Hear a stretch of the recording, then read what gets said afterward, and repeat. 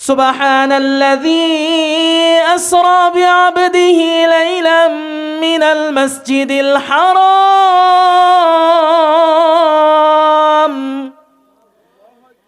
ইলাল মাসজিদিল আকসাল্লাযী বারাকনা হাওলাহু লিনুরিয়াহু মিন আয়াতিনা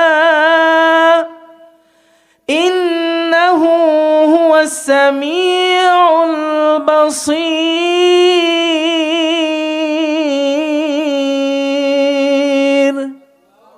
আলহামদুলিল্লাহ, ধলিয়া দেউলিয়াপাড়া দেয়ালিয়াপাড়া বাইতুন্নুর জামে মসজিদ ও যুব সমাজের উদ্যোগে প্রথম বার্ষিক ওয়াজ মাহফিলের আজকের সম্মানিত সভাপতি, আমন্ত্রিত ওলামায়ে কেরাম এবং আমার সামনে উপস্থিত মুরব্বিয়ানে কেরাম ও যুবক ভাই বন্ধুরা, প্রথমে আপনাদেরকে একটা প্রশ্ন করতে চাই। আপনাদের সবার কি ঘুমে ধরে গেছে? খুব আওয়াজে বোঝা যাইতেছে ঘুম ধরে গেছে। আপনাদের সবার ঘুমে ধরে গেছে? এখানে যুবক ভাই যারা আছেন, যুবক ভাই কি পরিমাণ আছেন একটু হাত তুলেন দেখি। যুবকরা বিয়ার আলাপ করুন লাগবো যুবকরা থাকলে, তাই? আচ্ছা, মুরব্বীদেরকে জিজ্ঞাসা করো বিয়া যে কত মজা। ওই কয় না দিল্লির লাড্ডু, এটা जो खाया वो भी पछताया, जो ना खाया वो भी पछताया। দিল্লির যে লাড্ডু আছে, এই লাড্ডু যারা খাইছে তারাও পস্তায়, আর যারা খায় নাই তারাও কি করে? তারাও পস্তায়। যুবকরা মনে করতেছে বিয়া করা কত মজা, খালি কাউন আর কাউন। এই ভাই কথা ঠিক না বেঠে? বুড়া বাবারা কইতাছে কি কাটা গলার মধ্যে বিন্দাইলাম, না পারি এটা নিজের নিচের দিকে নিয়া গিলতে, না পারি বমি কইরা ফালায়া দিতে। এটা যদি আবার আজকে মা বোনেরা শুনে, বুড়া মিয়ারা, মুরব্বী বাবারা, আপনারা যে ঠিক কইতেছেন, বাড়িত কিন্তু গইনা গইনা রাখতেছে কে কে মাহফিলের মধ্যে আসছেন। এজন্য ঠিক কিন্তু একটু হিসাব কইরা কইেন। প্রিয় ভাইয়েরা আমার, বিয়ার আলাপ করবো না আজকে, বিয়ার চাইতে একটা গুরুত্বপূর্ণ আলাপ করব। আজকে যেই দিনটা চলতেছে, এই দিনটা হইল রজব মাসের 24 তারিখ, আরবি মাস হিসাবে রজব মাসের 24 তারিখ। ঐতিহাসিকদের মতে এই মাসে একটা অত্যন্ত গুরুত্বপূর্ণ ঘটনা সংঘটিত হয়েছে। আমরা যে নামাজ পড়ি, নামাজ আমরা দিনে রাতে কয় ওয়াক্ত পড়ি? জোরে বলতে হবে, কয় ওয়াক্ত নামাজ? 5 ওয়াক্ত নামাজের নাম কার কার জানা আছে? 5 ওয়াক্ত নামাজ নাম নাম জানা আছে সবার? ফজর, যোহর, আসর, মাগরিব, এশা। ফজরের নামাজ কয় রাকাত? 10 রাকাত। ফজরের নামাজ কয় রাকাত? 4 রাকাত। যোহরের নামাজ কয় রাকাত? কয় রাকাত? ফরজ হইল 4 রাকাত, আগে 4 রাকাত সুন্নত, পরে 2 রাকাত সুন্নত। কয় রাকাত হইল? 10 রাকাত। কয় রাকাত হইল? আসরের নামাজ 4 রাকাত, মাগরিবের নামাজ 3 রাকাত ফরজ, 2 রাকাত সুন্নত। কয় রাকাত হইল? 5 রাকাত। এশার নামাজ 4 রাকাত ফরজ, 2 রাকাত সুন্নত, 3 রাকাত হইল বেতের। তাহলে কয় রাকাত হইল এশার নামাজ? কত কত? 9 রাকাত। তাহলে আবার পরীক্ষা হয়ে যাক, ফজরের নামাজ কয় রাকাত? যোহরের নামাজ কয় রাকাত? আসরের নামাজ কয় রাকাত? মাগরিবের নামাজ কয় রাকাত? এশার নামাজ কয় রাকাত? কত মিছিলিত জীবনে দিলাম, বিভিন্ন মিছিল মিটিংয়ে বিভিন্ন স্লোগান দেই নাই? অমুক ভাই তমুক ভাই জিন্দাবাদ জিন্দাবাদ দিছি কি দিছি না? অমুক ভাই যেখানে আমরা নাই সেখানে, এভাবেই বলছি নাকি? নাকি অমুক ভাই যেখানে আমরা আছি সেখানে। এখন নামাজের ব্যাপারে একটা এরকম স্লোগান হয়ে যেতে হবে যে নামাজ, ফজরের নামাজ কয় রাকাত? আওয়াজ হইতেছে না, এটা শিখতে হইব। এটা অনেকে এটা আমরা জানি না, অনেকের হয়তো মুখস্থ নাই, মুখস্থ করলেও ভুলে গেছি। ফজরের নামাজ কয় রাকাত? ফজরের নামাজ কয় রাকাত? জোহরের নামাজ কয় রাকাত? জোহরের নামাজ কয় রাকাত? আসরের নামাজ কয় রাকাত? মাগরিবের নামাজ কয় রাকাত? আরেকবার, মাগরিবের নামাজ কয় রাকাত? এশার নামাজ কয় রাকাত? আজকে 5 রাকাত। এই 5 ওয়াক্ত নামাজ আমরা কে কে পড়ছি? আজকের 5 ওয়াক্ত নামাজ আমরা কে কে পড়ছি? এখানে আর কথা নাই, এখানে কবি নীরব। এখানে কবি কি নীরব হয়ে গেছে কবি এখানে। প্রিয় ভাইরা আমার, এই নামাজ যে ফরজ হইছে, এই নামাজটা কিভাবে ফরজ হইছে, এই নামাজটা আমাদের কাছে কিভাবে আসছে, এটা আমাদের জানা দরকার আছে না নাই? আল্লাহর রাসূল সাল্লাল্লাহু আলাইহি ওয়াসাল্লামের বিভিন্ন মুজিজা ছিল।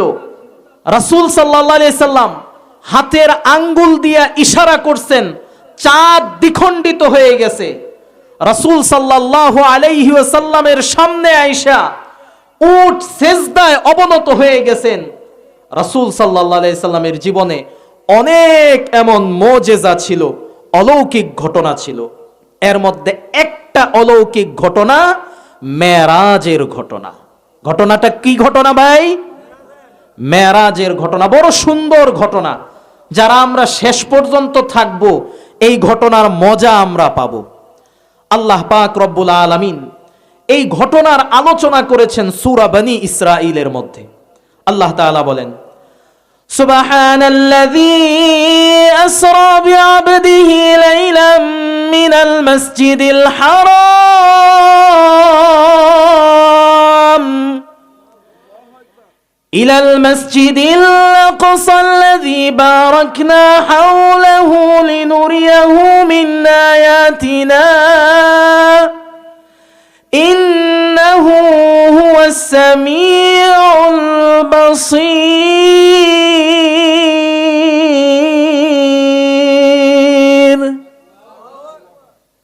আল্লাহ পাক রব্বুল আলামিন কোরআনে কারীমের এই আয়াতটার মধ্যে রাসূল সাল্লাল্লাহু আলাইহি ওয়াসাল্লামের মেরাজের সফরের প্রথম অংশের আলোচনা করলেন। রাসূল সাল্লাল্লাহু আলাইহি ওয়াসাল্লাম মক্কায় ছিলেন, তার ঘরের মধ্যে তিনি অবস্থান করছিলেন। সহিহ বুখারীর হাদিস, আল্লাহর রাসূল বলেন, ফুরিজান সাকফি বাইতি ওয়া আনা বিমক্কা, আমার ঘরের ছাদটাকে বিদীর্ণ করে ফেলা হলো। ঘরের যে ছাদ থাকে সেই ছাদটাকে ফেরে ফেলা হলো। ঘরের ছাদকে ফেরে বড় যেই 4 ফেরেশতা আছে তাদের মধ্যে সবচেয়ে বড় ফেরেশতা, ফেরেশতাদের মধ্যে সরদার ফেরেশতা, এই ফেরেশতার নাম কি ভাই? সাইয়্যিদুল মালাইকা। ফেরেশতাদের মধ্যে সরদার, এই সরদার ফেরেশতার নাম কি? জিবরাইল আলাইহিস সালাম। কি নাম? জিবরাইল আলাইহিস সালাম। আল্লাহর নবী বলেন, হযরত জিবরাইল আমার ঘরের ছাদ ফেরে ফেললেন। আমার ঘরের ছাদ বিদীর্ণ করে তিনি ঘরের মধ্যে ঢুকলেন। ঘরের মধ্যে ঢুকার পর হযরত জিবরাইল আমার বুকটাকে গলা থেকে নিয়ে নাভি পর্যন্ত ফেরে ফেললেন। গলা থেকে নিয়ে নাভি পর্যন্ত ফায়রা ফেললেন। গলা থেকে নাভি পর্যন্ত একটা মানুষরে যদি চিরা ফেলে, এখন না বিজ্ঞান প্রযুক্তি ডাক্তারি শাস্ত্র কত উন্নত হয়েছে, ওপেন হার্ট সার্জারি করায়। ওপেন হার্ট সার্জারি করায় না মানুষরে। এত বছর আগে, 1500 বছর আগে আল্লাহ পাক রব্বুল আলামিন দেখায় দিলেন, আল্লাহ যদি চান তাহলে কোনো ডাক্তারের দরকার নাই, কোনো কবিরাজের দরকার নাই, কোনো হাকিমের দরকার নাই। আল্লাহ চাইবে আর সাথে সাথে সেই কাজ হয়ে যাবে। কথা ঠিক না বেঠে? আল্লাহর নবীর বুকটাকে চিরে ফেলা হলো। নবীর বুকটাকে চিরার পর তার অন্তরটাকে জমজমের পানির মাধ্যমে ধৌত করা হলো। আল্লাহর নবী বলেন, সুম্মা জাআ বিতস্তিন মিন যাহাবিন মুমতালিইন হিকমাতান ওয়া ঈমানা। হযরত জিবরাইল আমার কাছে একটা স্বর্ণের পাত্র নিয়ে আসলেন। স্বর্ণের পাত্রের মধ্যে ঈমান এবং হিকমত দিয়া ভরপুর ছিল। আমার অন্তরটাকে জমজমের পানি দিয়া ধৌত করে আবার সেই জায়গার মধ্যে ঈমান এবং হিকমত রেখে দিলেন। এবং সোয়েটার জ্যাকেটের চেইন যেইভাবে লাগায়, এই যে শীতকাল আমাদের গায়ের মধ্যে সোয়েটার জ্যাকেট ইত্যাদি পরা আছে না, এগুলার চেইন যেভাবে লাগানো হয়, এইভাবে হযরত জিবরাইল আলাইহিস সালাম আল্লাহর রাসূল সাল্লাল্লাহু আলাইহি ইসলামের বুকটাকে আবার আগের মতো পরিপূর্ণ সুস্থ করে দিলেন। সুবহানাল্লাহ। এতটুক করার পর আল্লাহর নবীকে নিয়ে সফর শুরু করলেন আল্লাহর কাছে যাওয়ার জন্য। আল্লাহকে আমরা কেউ দেখছি নাকি ভাই? আল্লাহকে আমরা কেউ দেখছি? আল্লাহকে দেখতে মন চায়? কন্ত দেখি আল্লাহকে দেখতে মন চায়? আল্লাহ তাআলা জান্নাতের মধ্যে তার বান্দাদেরকে দিদার দিবেন। বান্দাদের সবাইকে আল্লাহ তাআলা একটা ময়দানের মধ্যে জমা করবেন। জমা করার পর আল্লাহ তাআলা বান্দাদেরকে জিজ্ঞাসা করবেন, জান্নাতীদেরকে জিজ্ঞাসা করবেন, হে জান্নাতীরা, তোমাদের মনে কি আরো কিছু চাওয়া পাওয়া আছে? আজকে ধরেন এই যে অবিবাহিত যুবকরা, যেই অবিবাহিত যুবকরা শুরুতেই বিয়ার কথা কয়ে ফেলল, এই যুবকরা যদি মনে করেন একটা সুন্দরী বউ পায়, সে একটা ধরেন বিরাট দামি একটা গাড়ি পাইল, গুলশানের মধ্যে একটা বাড়ি পাইল, হ্যাঁ, নিজের ধরেন একটা ব্যক্তিগত মালিকানাধীন একটা সে হেলিকপ্টার পাইল, আরো যা যা টাকা পয়সার দরকার সব পায়া গেল। এই যুবকরে যদি জিজ্ঞাসা করা হয়, এই যুবক তোমার আরো কিছু দরকার আছে? এই যুবক বলবো, না আর কিছু দরকার নাই। জান্নাতীদেরকেও আল্লাহ জিজ্ঞাসা করবেন, হে জান্নাতি, আরো কিছু কি দরকার নাকি? জান্নাতীরা বলবে, আল্লাহ আর কি দরকার, আর তো কিছুই চাই না, আপনি আমাদেরকে কি দেন নাই, কি দেন নাই। চাইতে দেরি, মনের মধ্যে আসতে দেরি। হাই, যদি আকাশ দিয়া যে উইরা যাইতেছে এই পাখিগুলা, এগুলা যদি ভুনা কইরা ফ্রাই কইরা যদি খাইতে পারতাম কতই না ভালো হইতো। সে এটা কল্পনা করতে দেরি হবে, তার সামনে সেই পাখিটা ভুনা হয়ে উপস্থিত হতে দেরি হবে না। সুবহানাল্লাহ। আল্লাহ জান্নাতীদেরকে জিজ্ঞাসা করবেন, আর কি? তখন জান্নাতীরা বলবে, আর কিছু দরকার নাই আল্লাহ। তখন আল্লাহ তাআলা বলবেন, না, একটা জিনিস বাকি আছে। আল্লাহ পাক রব্বুল আলামিন তখন সব জান্নাতীদেরকে একত্রিত কইরা জান্নাতীদের সামনে আল্লাহ পাক রব্বুল আলামিন হাজির হবেন। আল্লাহর দিকে জান্নাতীরা তাকাবে, বছরের পর বছর কেটে যাবে, বছরের পর বছর, যুগের পর যুগ, শতাব্দীর পর শতাব্দী চলে যাবে, জান্নাতীরা আল্লাহর দিদার লাভ করে কখনোই পরিতৃপ্ত হতে পারবে না। সুবহানাল্লাহ। এই হইল আল্লাহর দিদার। আল্লাহ জান্নাতের মধ্যে আমাদের সবাইকেই আল্লাহর দিদার লাভ করুক। সকলেই বলে আমিন। আল্লাহর নবীর কাছে বুরাক নামক একটা প্রাণী আনা হলো। বুরাক নামক প্রাণীটা ছিল সাদা ধবধবে, কালার ছিল সাদা, বড় সরো ছিল। ফাওকাল হিমারি ওয়া দুনাল বাগল, গাধার চাইতে ছিল বড়, খচ্চরের চাইতে ছিল ছোট। এটার দ্রুত গতি কেমন ছিল? ইয়াদাউ হাফিরাহু ইনদা মুনতাহা তরফিহি, তার চোখ দিয়া সর্বশেষ যেই জায়গাটা সে দেখতে পারত, সর্বশেষ দৃষ্টিসীমা, তার সর্বশেষ দৃষ্টিসীমার মধ্যে তার একটা পা পড়ত। এত দ্রুত গতিতে বুরাক অতিবাহিত হতে লাগলো, বুরাক অতিক্রম করতে লাগলো। এইভাবে বুরাক একের পর এক রাস্তা অতিক্রম করে আল্লাহর নবীকে নিয়ে মসজিদে আকসার মধ্যে আসলো। মসজিদে আকসা, আজকে যেই মসজিদে আকসা ইসরায়েলের দখলে, ইসরায়েল আজকে অবৈধভাবে মুসলমানদের প্রথম কিবলা মসজিদে আকসা বাইতুল মুকাদ্দাসকে দখল করে রেখেছে। যেই মসজিদে আকসার দিকে ফিরে মুসলমানরা 17 মাস নামাজ আদায় করেছে। আল্লাহর নবী বলেন, বুরাক আমাকে নিয়ে মসজিদে আকসার মধ্যে আসলো।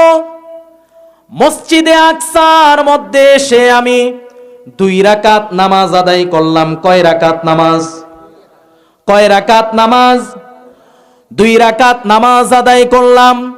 আল্লাহ সব নবীদেরকে উপস্থিত করে দিলেন, সব নবীদের সামনে ইমামতি করলেন আমার আপনার নবী আকায়ে নামদার তাজেদারে মদিনা মুহাম্মাদুর রাসূলুল্লাহ সাল্লাল্লাহু আলাইহি ওয়াসাল্লাম। রাসূল সব নবীদের ইমাম, সব নবীদের সর্বশ্রেষ্ঠ নবী হিসাবে তার এই ইমামতির মাধ্যমে এই বিষয়টা পরিগণিত হয়ে গেল। প্রিয় ভাইরা, এটা হলো রাসূলের দুনিয়াবি সফর। দুনিয়াতে রাসূল এতটুকু সফর করেছেন এই সময়ে। এরপর দুনিয়া থেকে তিনি গিয়েছেন 7 আসমান উপরে। আল্লাহর রাসূল সাল্লাল্লাহু আলাইহি সাল্লামের সাথে ফেরেশতা জিবরাইল কিন্তু আছে। ঘটনা মনে আছে নাকি? শুরু থেকে আল্লাহর রাসূলের সাথে কোন ফেরেশতা? জিবরাইল ফেরেশতা। আল্লাহর রাসূল বলেন, সুম্মা রাজাবিনা ইলাস সামাঈদ দুনিয়া।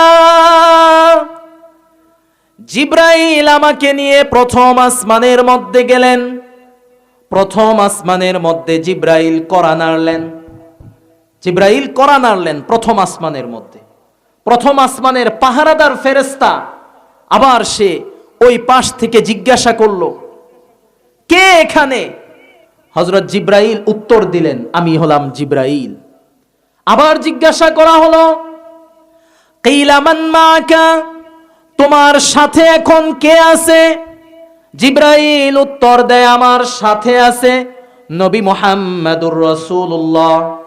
ফেরেশতা আবার জিজ্ঞাসা করে, ওয়াকাদ বুইসা ইলাইহি, তার নিকট কি আল্লাহর পক্ষ থেকে দাওয়াত দেওয়া হয়েছে কিনা?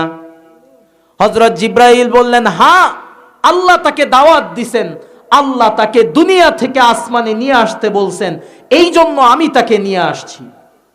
হযরত জিবরাইল আলাইহিস সালাম প্রথম আসমানে প্রবেশ করলেন। প্রথম আসমানে প্রবেশ করার পর আল্লাহর রাসূলের দেখা হলো একজন নবীর সাথে। 7টা আসমান আছে উপরে, আমাদের 7টা আসমান আছে। 7 আসমানের মধ্যে 8 জন নবীর সাথে সাক্ষাৎ হয়। কয়জন নবীর সাথে? 8 জন নবী। ধারাবাহিকভাবে একের পর এক এটা আমরা জানতে থাকব। 1 নাম্বার আসমানের মধ্যে আমাদের আদি পিতা আদমের সাথে সাক্ষাৎ। নবী তার কাছে যাওয়ার পর সালাম দিলেন। সালামের উত্তর দিয়ে আদম বললেন, মারহাবান বিল ইবনি সালেহ ওয়ান নবী সালেহ, স্বাগতম আমার প্রিয় সন্তান, স্বাগতম নেককার নবী। হযরত আদম সেখানে এক জায়গায় বসা ছিলেন। আল্লাহর নবী যাওয়ার পর দেখলেন তার ডান পাশে কিছু মানুষের মতো দেখা যায়, বাম পাশে আরো কিছু মানুষের মতো দেখা যায়। বাবা আদম যখন ডান দিকে তাকান তখন তিনি হাসতে থাকেন, হাসতে থাকেন। যখন আবার বাম দিকে তাকান তিনি তখন কান্না করতে থাকেন। আল্লাহর নবী কিছু দূর অগ্রসর হয়ে জিবরাইলকে জিজ্ঞাসা করলেন, জিবরাইল ব্যাপারটা কি? আদম নবী ডান দিকে তাকাইলে হাসেন, বাম দিকে তাকাইলে কাঁদেন। হযরত জিবরাইল বললেন, ইনি হলেন মানব জাতির আদি পিতা আদম।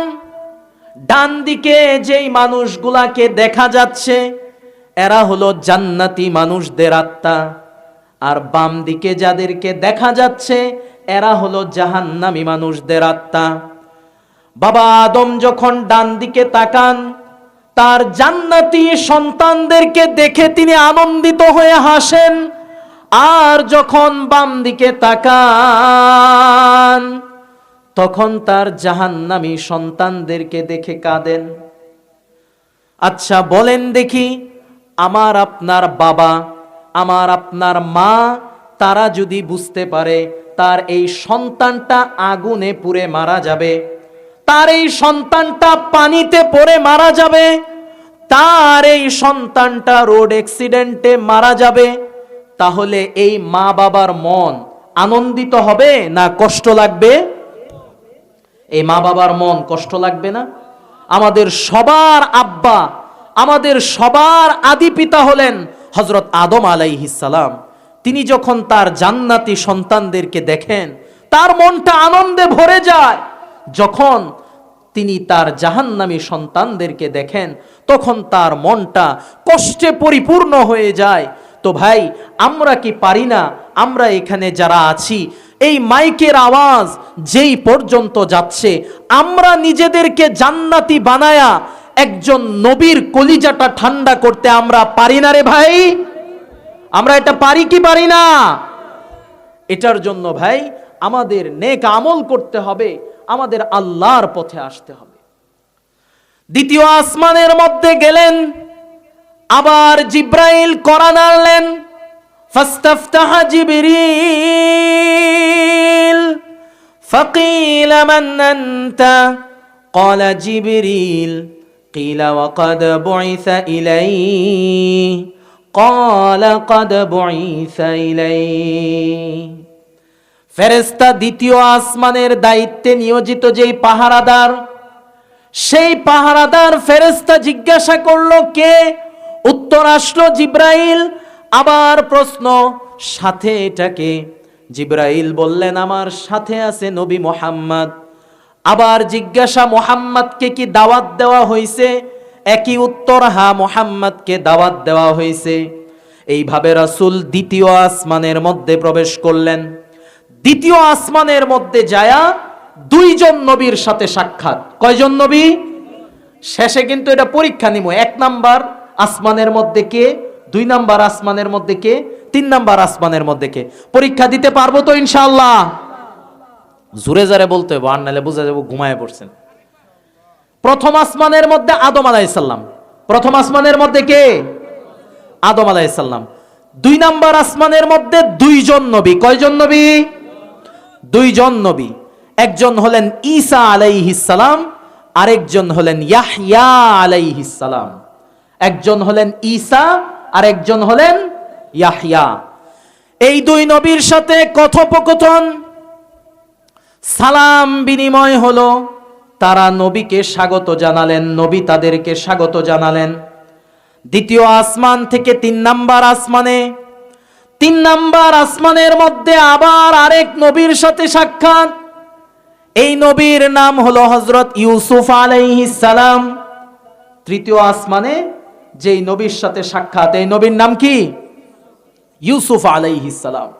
হযরত ইউসুফ আলাইহিস সালাম, ওনার ব্যাপারে আল্লাহর নবী বলেন ওয়াকাদ উতিয়া শাতরাল হুসন। হযরত ইউসুফ আলাইহিস সালামকে যখন আমি দেখলাম, আমার কাছে মনে হলো আল্লাহর তৈরি যত সৌন্দর্য আছে সমস্ত সৌন্দর্যের অর্ধেক আল্লাহ তাআলা হযরত ইউসুফ আলাইহিস সালামকে দিয়ে দিয়েছিলেন। সুবহানাল্লাহ।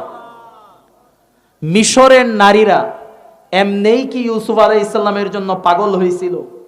আল্লাহ তাআলা কোরআনে কারীমে বলেন فَلَمَّا سَمِعَتْ بِمَكْرِهِنَّ أَرْسَلَتْ إِلَيْهِنَّ وَأَعْتَدَتْ لَهُنَّ مُتَّكَأً وَآتَتْ كُلَّ وَاحِدَةٍ مِّنْهُنَّ سِكِّينًا وَقَالَتِ اخْرُجْ عَلَيْهِنَّ فَلَمَّا رَأَيْنَهُ أَكْبَرْنَهُ وَقَطَّعْنَ أَيْدِيَهُنَّ وَقُلْنَ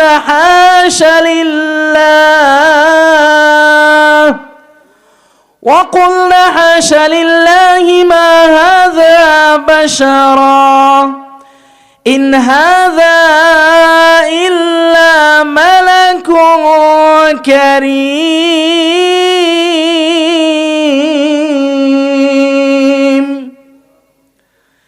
মিশরের নারীরা হযরত ইউসুফ আলাইহিস সালামকে দেখার জন্য জমা হয়ে গেল।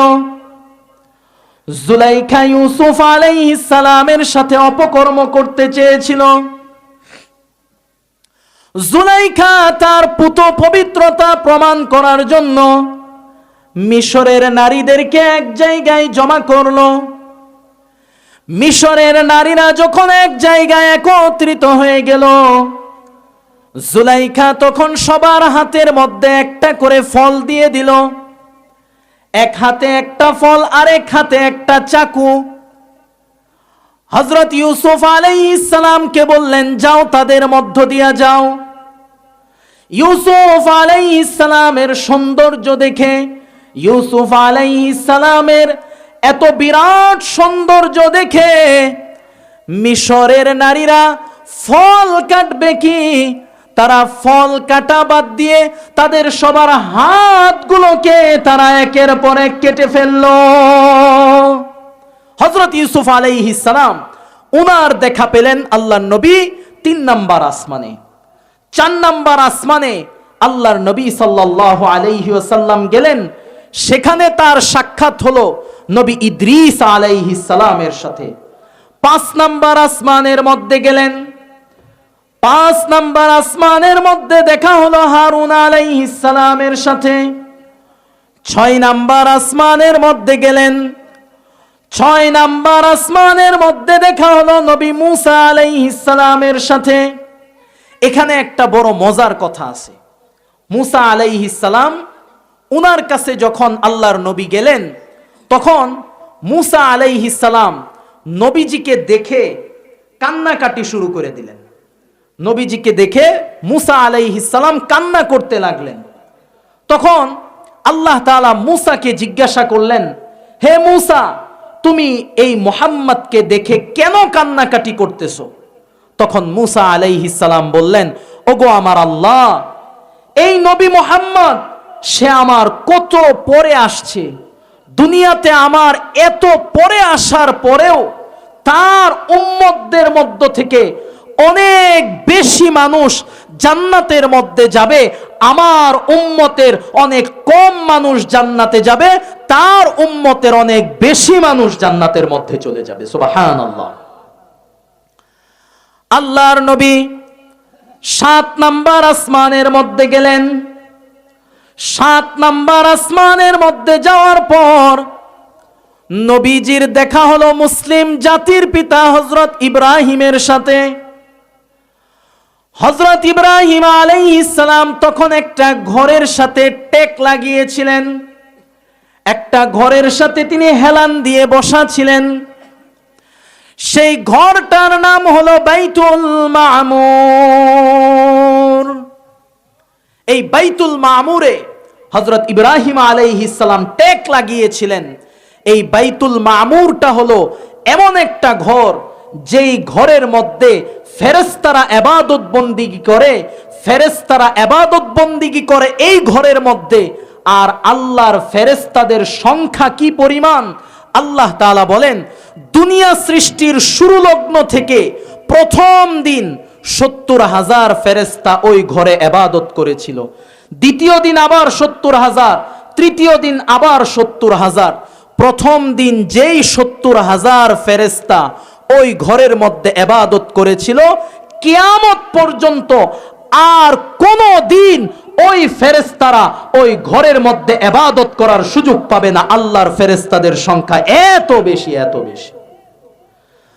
আল্লাহ পাক রব্বুল আলামিন তার নবীকে ডেকে আসমানের মধ্যে নিয়ে গেলেন। আসমানের মধ্যে যাওয়ার পর 7ম আসমানকে অতিক্রম করে আল্লাহর সাথে দিদার করতে গেলেন। আল্লাহর সাথে দিদার করার পর আল্লাহ তাআলা তার বন্ধুকে হাদিয়া দিলেন। আল্লাহ তাআলা তার বন্ধু নবীকে 5 ওয়াক্ত নামাজ না, 10 ওয়াক্ত নামাজ না, 15 ওয়াক্ত না, বরং 50 ওয়াক্ত নামাজ নবীকে হাদিয়া দিলেন। কত ওয়াক্ত নামাজ? 50 ওয়াক্ত নামাজ। আল্লাহর নবী 50 ওয়াক্ত নামাজ পেয়ে অনেক খুশি। আল্লাহ আমারে হাদিয়া দিছেন, অনেক খুশি। আজকে যদি আমরা কারো বাড়িতে বেড়াইতে যাই, সে যদি আমাকে ওই জায়গা থেকে কিছু হাদিয়া দিয়া দেয়, আমাকে যদি কিছু উপহার দেয়, তাহলে আমার মন আনন্দিত হবে না ভাই? আল্লাহ তার নবীকে 50 ওয়াক্ত নামাজ হাদিয়া দিছেন, আল্লাহর নবীর মনটাও তাই আনন্দিত হয়েছে। আল্লাহর নবী 6ষ্ঠ আসমানের মধ্যে আসলেন হযরত মূসা আলাইহিস সালামের কাছে। মূসা আলাইহিস সালামের কাছে আসার পর মূসা আলাইহিস সালাম বললেন, হে নবী, এই 50 ওয়াক্ত নামাজ তো আপনার উম্মত পড়তে পারবে না, আপনি যান নামাজের পরিমাণ কমায় আনেন। নামাজের পরিমাণ কমায় আনতে গেলেন, একবার গেছেন 5 ওয়াক্ত কমছে, আরেকবার গেল 5 ওয়াক্ত কমলো, এইভাবে কমতে কমতে কমতে কমতে 5 ওয়াক্ত পর্যন্ত এসে গেল। আল্লাহ তাআলা নবীকে জানায় দিলেন, হে নবী, আপনার উম্মতের মধ্যে যেই ব্যক্তি এই 5 ওয়াক্ত নামাজ আদায় করবে, আমি ওই ব্যক্তিকে 5 ওয়াক্ত নামাজের বদলায় তার আমল নামার মধ্যে আমি 50 ওয়াক্ত নামাজ আদায় করার সওয়াব লিখে দেব। সুবহানাল্লাহ। ভাই, 5 ওয়াক্ত নামাজ এটা আমাদের জীবনের জন্য অত্যন্ত জরুরি, অত্যন্ত দামি, অত্যন্ত গুরুত্বপূর্ণ। রাসূল সাল্লাল্লাহু আলাইহি ওয়াসাল্লাম মৃত্যু শয্যায় যখন শায়িত, মারা যাওয়ার সময় একজন মানুষ তার সন্তানদেরকে, তার পরবর্তী প্রজন্মকে দামি দামি পরামর্শগুলাই দিয়া যায়, গুরুত্বপূর্ণ কথাগুলাই বলা যায় যে আমার অমুক জমিটা যে আছে, অমুক জমিটা অমুকরে দিয়ে দিস, অমুক জমিটা তুই খাইস, অমুক জমিটা তুই নেস। এই ধরনের গুরুত্বপূর্ণ কথা মারা যাওয়ার আগে একজন মানুষ বলা যায়। আল্লাহর নবী সাল্লাল্লাহু আলাইহি ওয়াসাল্লাম তিনি মারা যাওয়ার আগে তার উম্মতকে নসিহত করলেন, হে উম্মত, আমি দুনিয়া থেকে চলে যাচ্ছি, দুনিয়া থেকে আমি বিদায় নিয়ে যাচ্ছি, কিন্তু তোমাদের জন্য আমি রেখে যাচ্ছি নামাজ। নবীজির সর্বশেষ কথা ছিল আস-সালাত, আস-সালাত, আস-সালাত। তোমাদের জন্য আমি নামাজ রেখে যাচ্ছি, নামাজ রেখে যাচ্ছি। এই জন্য প্রিয় ভাইরা, দুস্থ বুজুর্গরা, আপনাদের কাছে আমার আজকের বিনীত আরজ থাকবে, আজকের এই মাহফিলের একেবারে শেষ মুহূর্তে আমরা পৌঁছে গিয়েছি, রাত্র প্রায় 12টা বেজে গিয়েছে। এই মুহূর্তে আপনাদের কাছে আমি একটা আবেদন করতে চাই, আপনাদের কাছে একটা আবদার করতে চাই। এখানে আমরা যারা আছি, আমরা আজকে থেকে নিয়া এই ওয়াদা করে ফেলি, আজকে থেকে নিয়া আমরা এই অঙ্গীকার করে ফেলি, জীবনে আমরা যেই পরিস্থিতিতেই থাকি, যে অবস্থাতেই থাকি, আমরা কখনোই 5 ওয়াক্ত নামাজ ছাড়বো না। ঠিক আছে তো ইনশাআল্লাহ? আমাদের সন্তান সন্ততি, আমাদের পরিবার পরিজন, তাদেরকে আমরা নামাজের ব্যাপারে আদেশ দিব। আল্লাহর নবী সাল্লাল্লাহু আলাইহি সাল্লাম হাদিসের মধ্যে বলেছেন, মুরু আওলাদাকুম বিস-সালাত ইযা বালাগু 7 ওয়াদরিবুহুমা আলাইহা ইযা বালাগু 10।